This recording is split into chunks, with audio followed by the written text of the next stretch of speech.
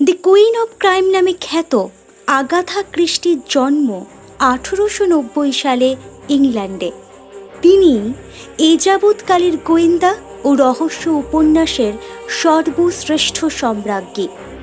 তাঁর কলমের টানেই জীবন্ত হয়ে ওঠে বিখ্যাত কাল্পনিক গোয়েন্দা চরিত্র এরকুল পোয়ারো। লন্ডনের রিটায়ার্ড পুলিশ অফিসার বেলজিয়ান গোয়েন্দা এই পোয়ারো অসামান্য বুদ্ধি ও তীক্ষ্ণ পর্যবেক্ষণ ক্ষমতা সম্পন্ন ব্যক্তি। বন্ধু হেস্টিংসকে সাথে নিয়ে তার রহস্যভেদের কাহিনী বিশ্ববাসীর মনে পাকাপাকি জায়গা করে নেয়। আজ গল্পের ক্যানভাসের তরফ থেকে সেই সব রোমাঞ্চিত কাহিনীর মধ্যে একটি mystery of the Baghdad chest এর প্রথম পর্ব রইল আপনাদের জন্য। গল্প পাঠে সুমন, গল্পের সূত্রধর আমি ধনী। আরো নতুন নতুন গল্প শুনতে সাবস্ক্রাইব করে নাও।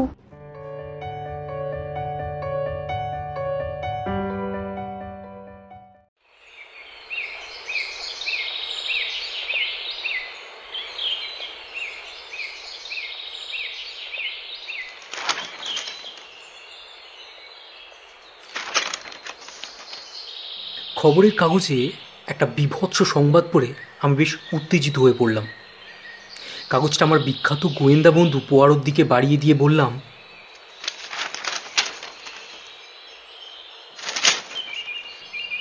পড়ে দেখো, কি ভয়ানক দুর্ঘটনা! মানুষ এত নিষ্ঠুর হতে পারে? পোয়ারো খবরটা পড়ে চোখ বুজে নিজের আরাম কেদারায় বসে আস্তে আস্তে পা নাড়াতে লাগলো। তুমি ঠিকই বলেছ হেস্টিংস, ব্যাপারটা যেমন ভয়ঙ্কর তেমনি বিভৎস। খুনি ঠান্ডা মাথায় নিজের বন্ধুকে খুন করে। খুনের পরে মৃতদেহটা সুন্দর কারুকার্যময় বক্সের ভিতরে রেখে বক্সের ডালা বন্ধ করে দেয়। ঘটনার পরে নিহত বন্ধুর সুন্দরী স্ত্রীর সঙ্গে স্বাভাবিকভাবে কথা বলে, তাস খেলে, গল্পগুজব করে ও খাওয়া দাওয়া করে সময়টা কাটায়। নিহতের স্ত্রী খুনের সুন্দর অভিনয় বিন্দুমাত্র বুঝতে পারেনি। সেদিন খুনির বাড়িতে আমন্ত্রিতরা সবাই খুব আনন্দ করেই সময় কাটায়, কিন্তু সে ঘরে যে একটা সুন্দর বাক্সের মধ্যে আরও একজন মৃত ব্যক্তি ঘাড় গুঁজে পড়ে আছে তা কেউ বুঝতেই পারেনি। কাজেই ব্যাপারটা সম্পূর্ণ নাটকীয় ছাড়া আর কিছুই বলা যায় না। খবরের কাগজে নিহত ব্যক্তির সুন্দর স্ত্রীর হাফ ফটো ছাপা হয়েছে। ফটোটা তত ভালো ছাপা না হলেও মহিলা যে সুন্দরী তাতে কোনো সন্দেহই নেই। আমাকে খবরের কাগজে মহিলাটির ফটো দেখতে দেখে পোয়ারো খবরের কাগজটা আমার থেকে নিল।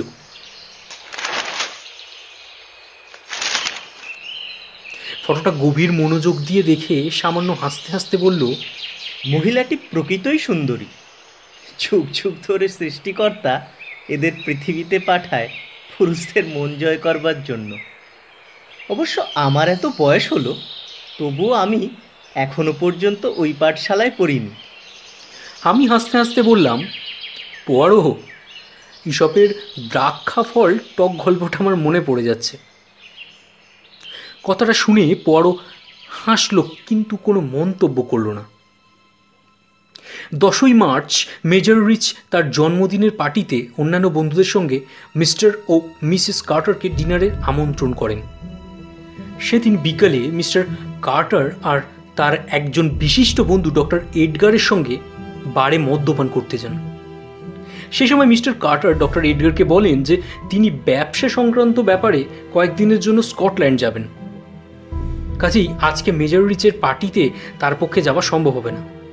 তবে তার স্ত্রী মার্গারেট তার হয়ে পার্টিতে উপস্থিত থাকবেন। যেমন করেই হোক শহর ছাড়ার আগে একটিবারের জন্য মিস্টার কার্টার মেজর রিচের সঙ্গে দেখা করবেন। মিস্টার কার্টার তার নিজের কথা রেখেছিলেন। তিনি সন্ধ্যা 7টার সময় স্টেশন যাবার পথে মেজর রিচের বাড়িতে আসেন, কিন্তু সেই সময় মেজর রিচ বাড়িতে ছিলেন না। তাই মেজর রিচের পুরানো চাকর জন মিস্টার কার্টারকে অপেক্ষা করতে অনুরোধ জানায়। মিস্টার কার্টারের হাতে বেশি সময় না থাকায় সে অপেক্ষা করতে পারে না। মেজর রিচকে একটি চিঠি লিখে স্টেশনে যাবার কথা জনকে জানায়। জন কার্টারকে নিয়ে একটা বেশ বড় ঘরে যায় একটা টেবিলের উপরে লেখার সরঞ্জাম দেখিয়ে নিজের কাজে চলে যায়। প্রায় 5-7 মিনিট পরে মেজর রিচকে ড্রয়িং রুমে বসে থাকতে দেখেন জন। মেজর রিচ তাকে সিগারেট আনার জন্য টাকা দেন। বাগানে কাজ করার জন্য অথবা আধো অন্ধকারের জন্যই মেজর রিচ কখন বাড়ি ফিরেছেন জন বুঝতে পারে না। সিগারেট কিনে আনার পর মেজর রিচকে একলা ঘরে বসে থাকতে দেখে জন ভাবে মেজর রিচের সঙ্গে মিস্টার কার্টারের বোধহয় দেখা হয়েছে। মিস্টার কার্টার বন্ধুর কাছ থেকে বিদায় নিয়ে এতক্ষণে স্টেশন চলে গেছেন। এছাড়াও অন্য কিছু হওয়ার সম্ভাবনা কথা জনের মাথায় আসেনি। ঠিক এই কারণেই সে মেজরকে এ বিষয়ে কোনো প্রশ্ন করেনি, নিজের কাজে চলে যায় জন।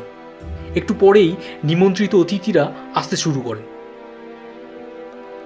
প্রথমে আসেন মিস্টার ও মিসেস পেন্স, তারপর আসেন ডক্টর এডগার ও মিসেস মার্গারেট কার্টার। আস্তে আস্তে আসরটা বেশ জমে ওঠে।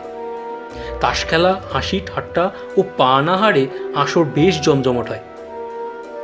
পার্টি শেষ হতেই প্রায় রাত 12টা বেজে যায়। পরের দিন সকালে জন প্রতিদিনের মতো ঘর ঝাড়পোছ করতে শুরু করে। একসময় গতকালের পার্টি হওয়ার ঘরে সে আসে। ঘরের এক কোণে পুরো কার্পেটের উপর বেশ কিছুটা কালো রক্ত জমাট বাঁধা অবস্থায় দেখতে পায় সে। একটা মোটা পর্দা দিয়ে ঘরটাকে দুভাগে পার্টিশন করা রয়েছে।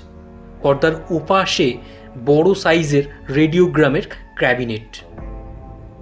রেডিওগ্রামের হাত 3 দূরে একটা সুদৃশ্য নানান রকমের কারুকার্য করা বেশ বড় কাঠের বাক্স।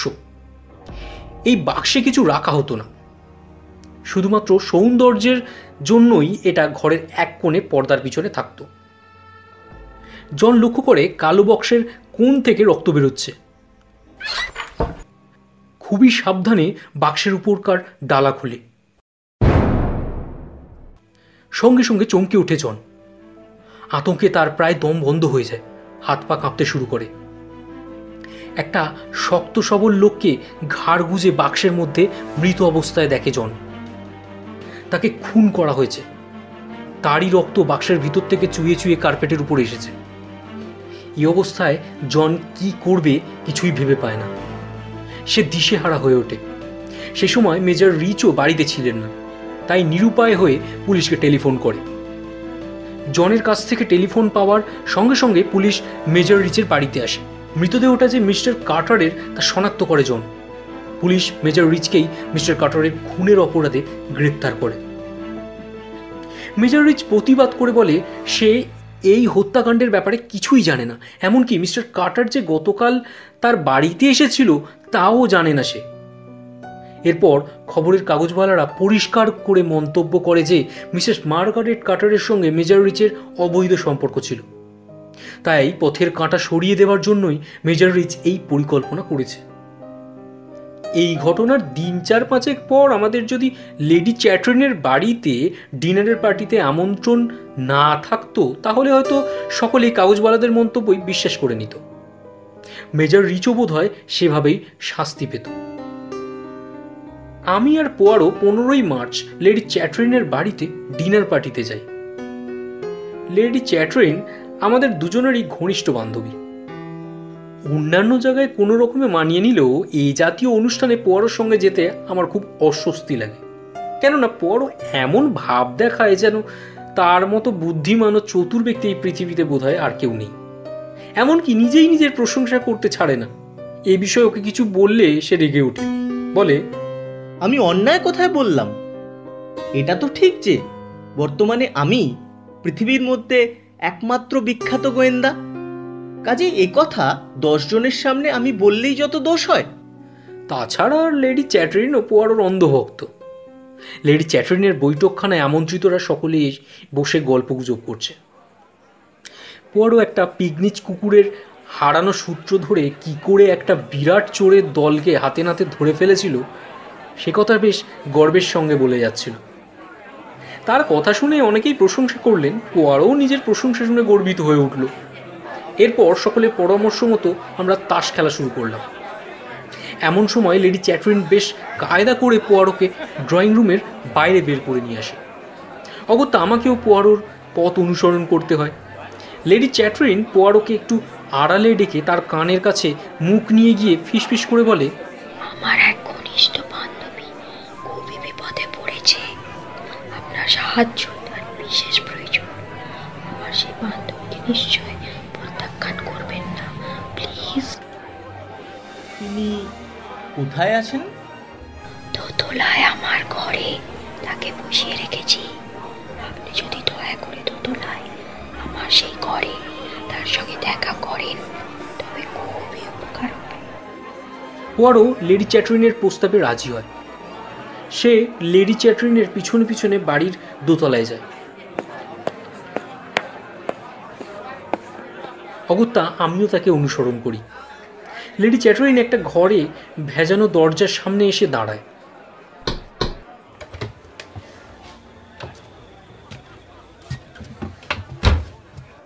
দরজায় হালকা শব্দ করে দরজাটা খুলে সকলকে নিয়ে ঘরের মধ্যে প্রবেশ করে। ঘরের মধ্যে একটি সুন্দরী মহিলা বসেছিলেন। আমাদের দেখতে পেয়ে সে উঠে দাঁড়ালো। লেডি চ্যাটরিন বেশ আনন্দের সঙ্গে বলে ওঠে, মার্গারেট, ও ডিয়ার, দেখো আমি তোমার কাছে কাদের নিয়ে এসেছি। ইনি হলেন পৃথিবীর বিখ্যাত গোয়েন্দা মিস্টার পোয়ারো ও ইনি তার সহকারী মিস্টার হেস্টিংস। তারপরে লেডি চ্যাটরিন ব্যস্ত হয়ে সকলের উদ্দেশ্যে বলেন, মার্গারেট, আমি আর এখানে থাকতে পারছি না, প্লিজ। নিচে আমার অনেক অতিথি এসেছেন, আমাকে তাদের দেখাশোনা করতে হবে। তোমরা কথা বলে নাও, আমি চলি। আমি মার্গারেটকে ভালো করে লক্ষ্য করি। মার্গারেটকে বেশ বিষাদগ্রস্ত বলে মনে হয়। তার বয়স হয়তো 30 কিংবা 32 হবে, কিন্তু তার মুখের লাবণ্যের জন্যই তাকে আরও কম বয়সী বলে মনে হয়। মার্গারেট যে প্রকৃতই সুন্দরী তাকে না দেখলে ভাষায় প্রকাশ করা যায় না। মার্গারেট আমাদের সোফায় বসতে অনুরোধ করে একরকম অস্ফুট স্বরে বলে, লেডি চ্যাটরিনের কাছে আপনাদের বিশেষ খ্যাতি শুনেছি। তার ধারণা আপনি একমাত্র আমাকে এই বিপদের হাত থেকে উদ্ধার করতে পারবেন। আপনার কাছে অনেক আশা করে আছি। কথা বলতে বলতেই মার্গারেটের কণ্ঠ রুদ্ধ হয়ে আসে। সে সজল নয়নে পোয়ারোর দিকে তাকায়। পোয়ারোর সন্ধানী দৃষ্টি নিয়ে মার্গারেটকে দেখছিল। তার চাহনি দেখে মনে হয় কোনো নতুন রোগীকে পেয়ে ডাক্তার যেমনভাবে উল্টে পাল্টে পরীক্ষা করে সেও সেরকমভাবেই মার্গারেটকে লক্ষ্য করছিল। পোয়ারো এবার গম্ভীরভাবে প্রশ্ন করে, আপনি আমার কাছ থেকে কিরকম সাহায্য আশা করেন? মার্গারেট বেশ অপ্রস্তুত হয়ে বলে, আমার পরিচয় নিশ্চয়ই আপনাকে দিতে হবে না। না, তা দিতে হবে না। আপনি যে মিসেস মার্গারেট কার্টার তা আমি প্রথমেই বুঝতে পেরেছি। তাহলে নিশ্চয়ই আপনার কাছে আমি কি প্রত্যাশা করি আপনি বুঝতে পেরেছেন। তবুও পরিষ্কার হওয়া প্রয়োজন। বেশ, তাহলে বলি শুনুন। পুলিশ মেজরিজকে মিস্টার কার্টারের খুনি হিসাবে গ্রেপ্তার করেছে। আপাত দৃষ্টিতে দেখলে তাই মনে হয়, তবে আমি কিন্তু বেশ জোর দিয়েই বলতে পারি মেজরিজ যে কাজ করতে পারেন না তার উপর অন্যায়ভাবে অভিযোগ করা হচ্ছে।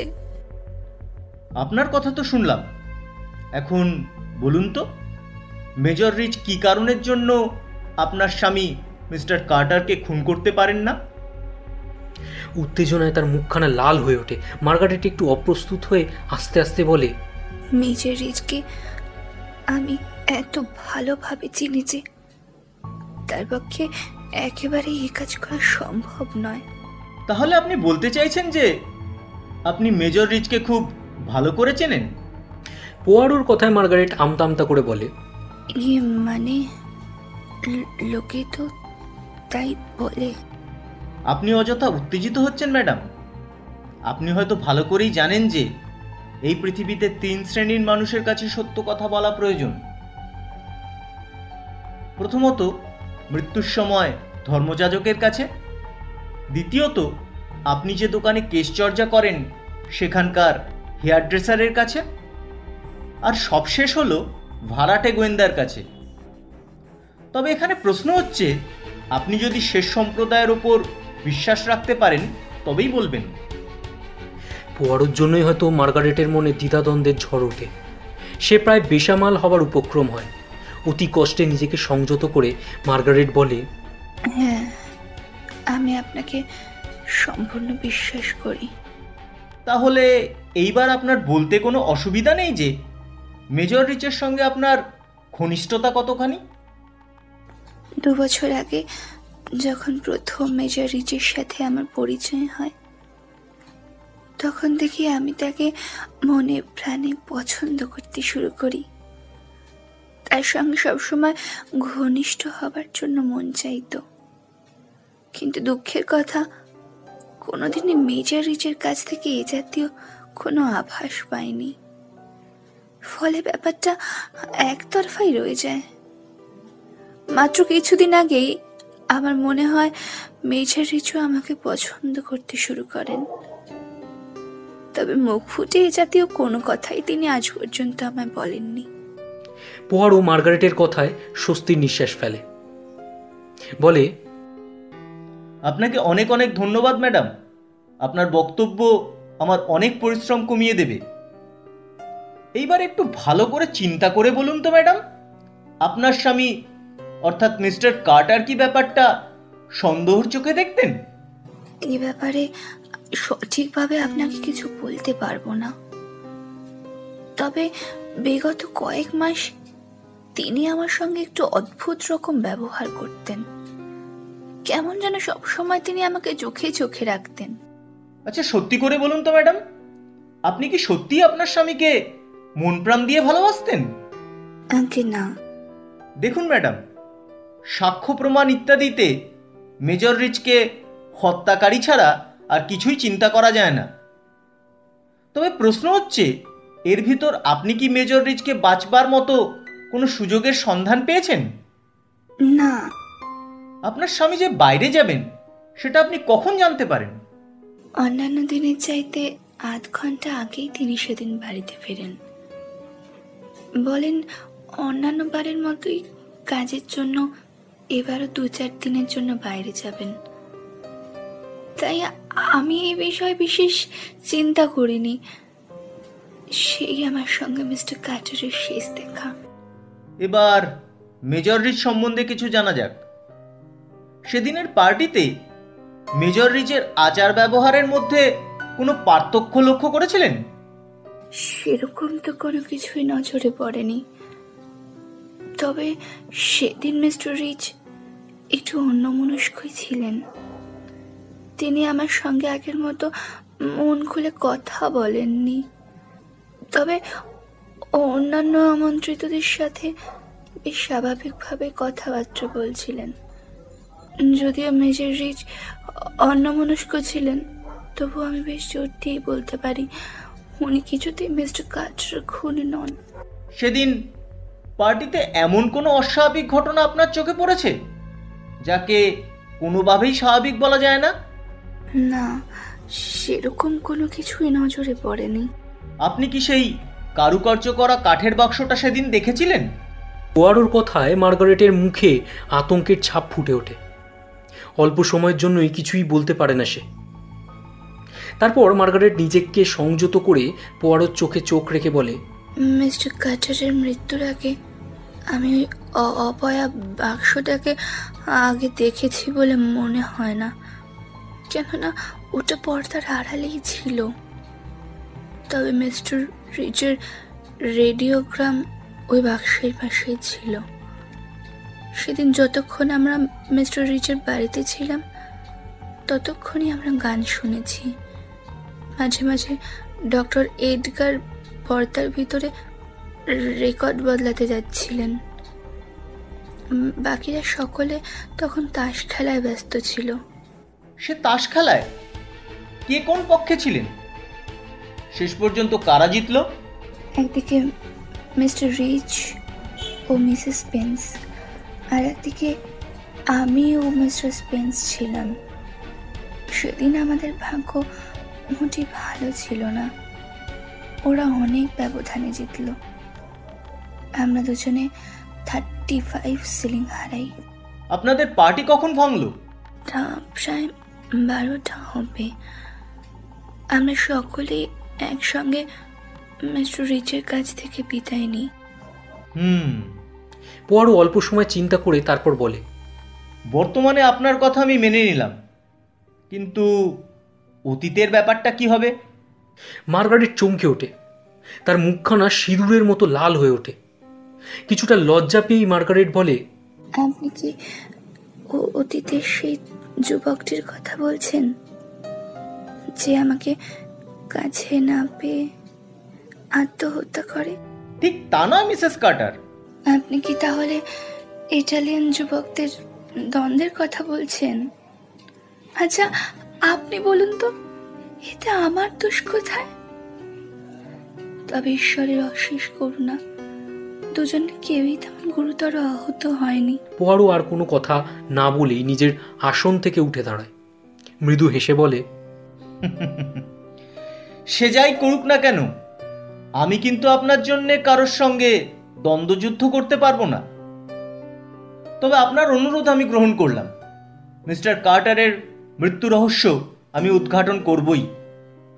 আশা করি সেই রহস্য উদ্ঘাটিত হলে আপনার মনে যেন আবার নতুন করে আঘাত না লাগে।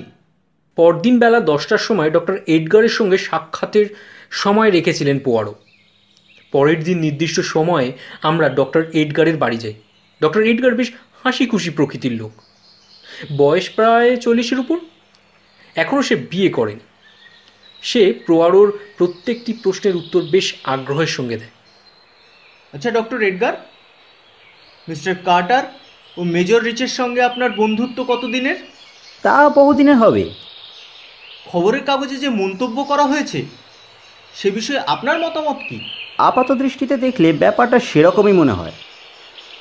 ঘটনার দিন বিকেলবেলা মিস্টার কার্টারের সঙ্গে আপনার দেখা সাক্ষাতের বিষয়ে কিছু বলবেন কি? ঘটনার দিন বিকেলবেলা মিস্টার কার্টারের সঙ্গে আমার দেখা হয়। সেদিন বিকেলে দুজনে একসাথে পানীয় পান করার সময় তিনি বললেন যে একটি বিশেষ কাজে তাকে বিকেলবেলা বাইরে যেতে হচ্ছে। কাজেই মেজর রিচের পার্টিতে তিনি থাকতে পারবেন না, তবে তার হয়ে মিসেস মার্গারেট পার্টিতে উপস্থিত থাকবেন। যাবার আগে যে করেই হোক তিনি মেজর রিচের সঙ্গে দেখা করে যাবেন। সে সময় মিস্টার কার্টারের মনের অবস্থা কীরকম ছিল? অর্থাৎ খুব চিন্তিত মনে হয়েছে? ডক্টর এডগার অল্প সময় চিন্তা করে। মনে হয় সেদিন ডিনার পার্টির কথাই মনে করতে চেষ্টা করে। পরে বলে, মিস্টার কার্টার বেশ শান্ত প্রকৃতিরই মানুষ। সেদিন তিনি ধীর স্থির ছিলেন, তার ভিতরে কোনো পরিবর্তন নজরে পড়েনি। আচ্ছা ডক্টর এডগার, মিস্টার কার্টারের সঙ্গে মেজর রিচের কোনো মনোমালিন্য ছিল? মোটেই না। সেরকম কিছু হলে আমি নিশ্চয়ই জানতাম। তাছাড়া আমি যতদূর জানি ওদের দুজনের মধ্যে যথেষ্ট ঘনিষ্ঠতাই ছিল। আচ্ছা ডক্টর এডগার, মিসেস মার্গারেট কার্টারের সঙ্গে মেজর রিচের ঘনিষ্ঠতা ব্যাপারে মিস্টার কার্টারের কোনো আপত্তি কিংবা অভিযোগ ছিল? ডক্টর এডগারের মুখখানা উত্তেজনায় লাল হয়ে ওঠে। বেশ বিব্রত হয়ে বলে, আপনিও বোধহয় কাগজওয়ালাদের মন্তব্যকেই সত্যি বলে মেনে নিয়েছেন। কেননা আমার ব্যক্তিগত ধারণাটা ঠিক তার উল্টোটা। খুব ভালো কথা ডক্টর এডগার। এখন প্রশ্ন হচ্ছে, সেদিন ডিনার পার্টিতে মেজর রিচের ব্যবহার ও হাবভাব কীরকম ছিল? না না, সে বিষয়ে কোনো পরিবর্তন আমি দেখিনি। তবে কার মনের ভিতরে কি থাকে তা তো বাইরের লোকের পক্ষে জানা সম্ভব নয়। মিসেস মার্গারেট কার্টারকে সেদিনকে কীরকম লাগছিল? আমার যতদূর মনে আছে তাতে ভদ্রমহিলাকে প্রথম থেকে শেষ পর্যন্ত বেশ বিমর্ষ লাগছিল।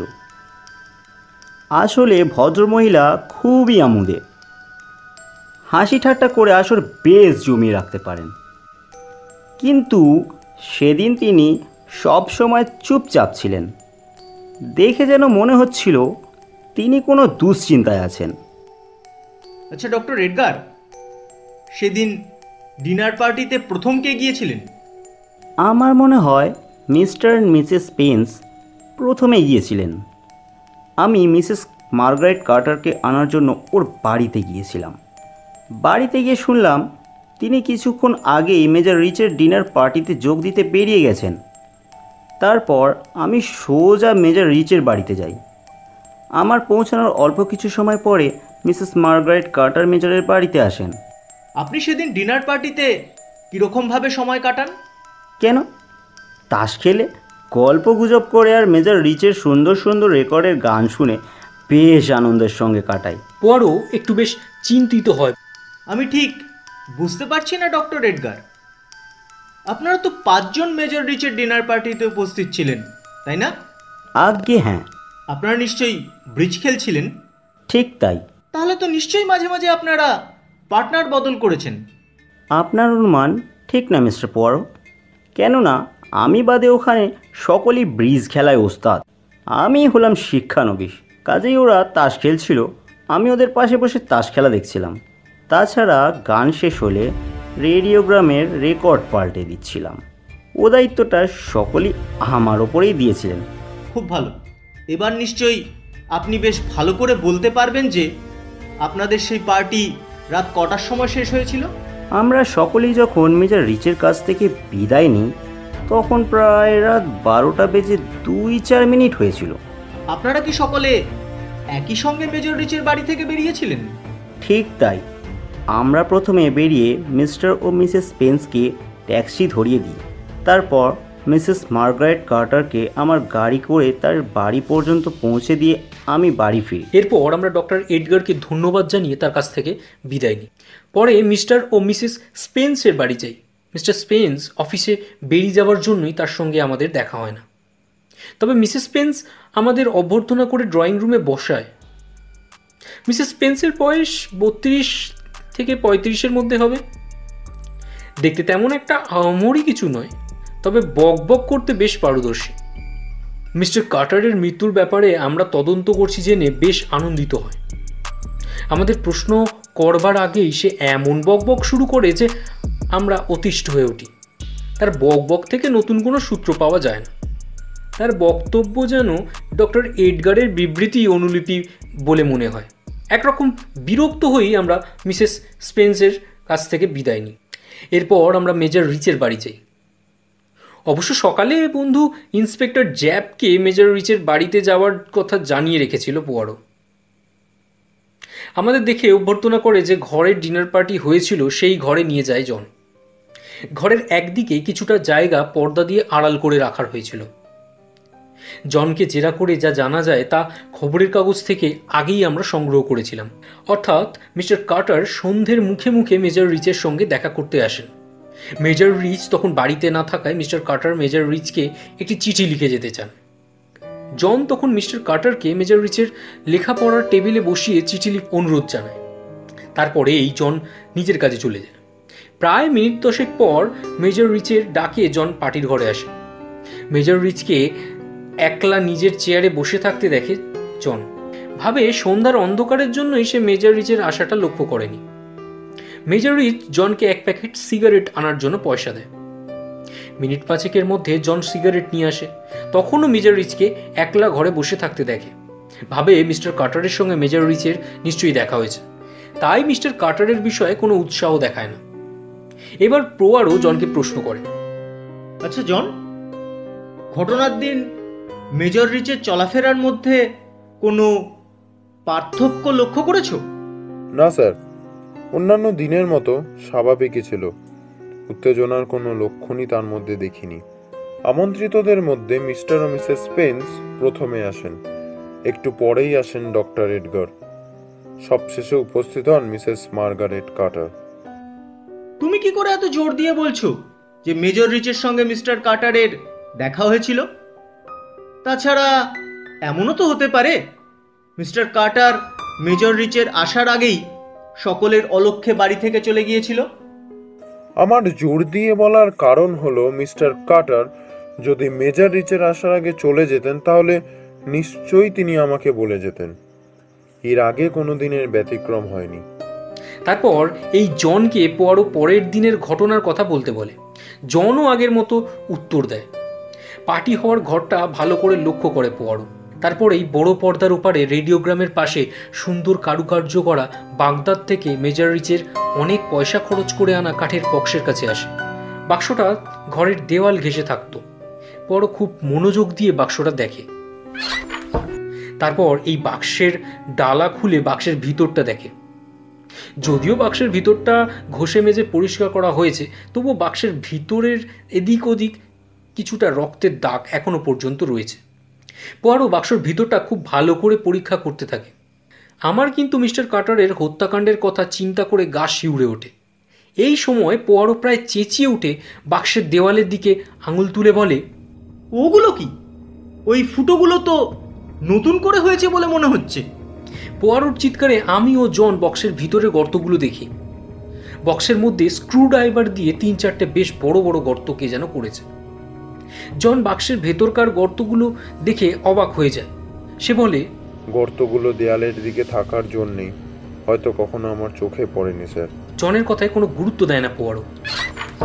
সে আস্তে আস্তে বাক্সটা বন্ধ করে। সে সময় তাকে খুবই চিন্তিত মনে হচ্ছিল। একটু পরেই সে জনকে প্রশ্ন করে, ঘটনার দিন সন্ধেবেলা তুমি যখন সিগারেট নিয়ে ঘরে ঢুকলে, তখন ঘরের কোনো কিছু অস্বাভাবিক দেখেছো? এবার জনের অবাক হওয়ার পালা। সে বোবা কালার মতো অপলক নেত্রে চারিদিক তাকায়। পরক্ষণেই সে নিজেকে সংযত করে বলে, আপনি সত্যিই আমাকে অবাক করে দিলেন স্যার। কিরকম জন? ব্যাপারটা খুবই সামান্য, কিন্তু তার যে একটা গুরুত্ব আছে সে কথা তখন মাথায় আসেনি। কোন কথা? ব্যাপারটা হলো, সেদিন সিগারেট নিয়ে যখন আমি ঘরে আসি তখন ঘরের ভেতরকার পর্দাটা কে যেন প্রায় 2 ইঞ্চি বাঁদিকে সরিয়ে রাখে। পোয়ারো পর্দার কাছে এসে পর্দাটাকে সামান্য বাঁদিকে সরিয়ে দেয়। ঠিক এরকম তো? আপনি ঠিকই ধরেছেন স্যার, ঠিক এই রকমই সরানো ছিল। তারপরের দিন সকালে ওটা ঠিক একই রকম ছিল? পরের দিন সকালেও পর্দাটা একই রকম ছিল। ঘর পরিষ্কার করার সময় ওটা যথাস্থানে সরিয়ে দিই। কার্পেটে রক্তের দাগ লেগেছিল বলে ওগুলি কাচতে দিয়েছি। এরপর পোয়ারো জনের হাতে কিছু বকশিস খুঁজে দেয়। প্রয়োজনে আবার তাকে ডাকবে বলে আমাকে নিয়ে রাস্তায় বেরিয়ে পড়ে। পর্দা সরানোর ব্যাপারটা আমার মাথায় ঠিক ঢোকেনি। আমি এই বিষয়ে পর ওকে প্রশ্ন করি, বলি, এই পর্দা সরানোর ঘটনাটি কি মেজর রিচকে বাঁচাতে সাহায্য করবে? পোয়ারো নির্বিকারভাবে বলে, হয়তো হতে পারে, তবে পর্দার ওভাবে সরিয়ে দেওয়ার কারণ হলো বাক্সটাকে যাতে কেউ দেখতে না পায়।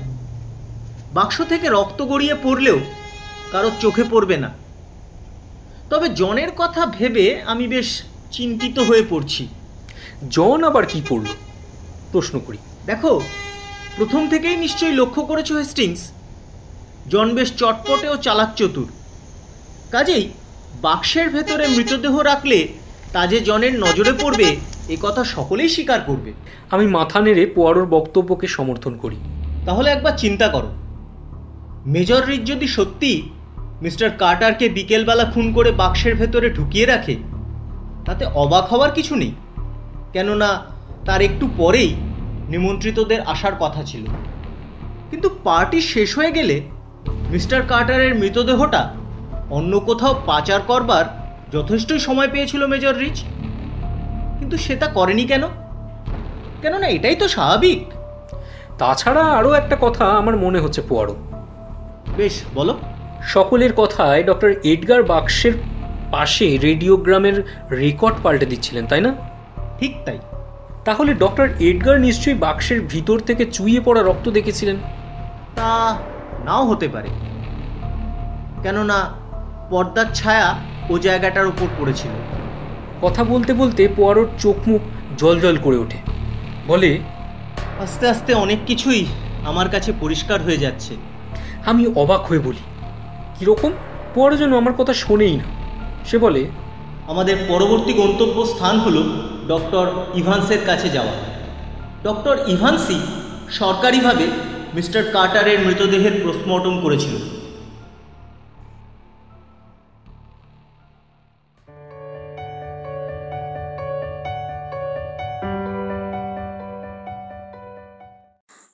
আজ আপনারা শুনলেন গল্পের ক্যানভাসের বিশেষ নিবেদন, আগাথা ক্রিস্টির রোমাঞ্চিত কাহিনী মিস্ট্রি অব দি বাগদাদ চেস্টের প্রথম পর্ব।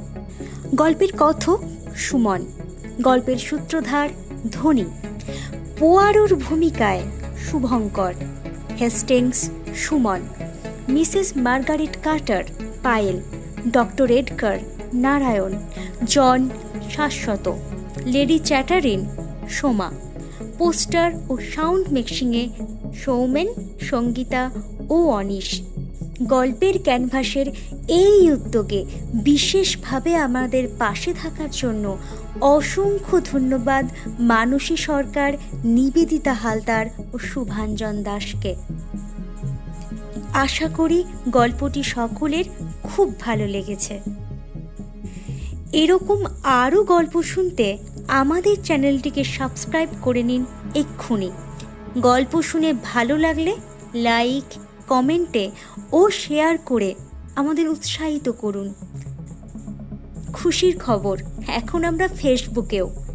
আমাদের সমস্ত গল্পের আপডেট পেতে এক্ষুনি ফলো করে নিন ডেসক্রিপশনে লিঙ্কে গিয়ে। সবাই সাবধানে থাকুন, সুস্থ থাকুন, সরকারি নির্দেশনামা মেনে চলুন। ধন্যবাদ।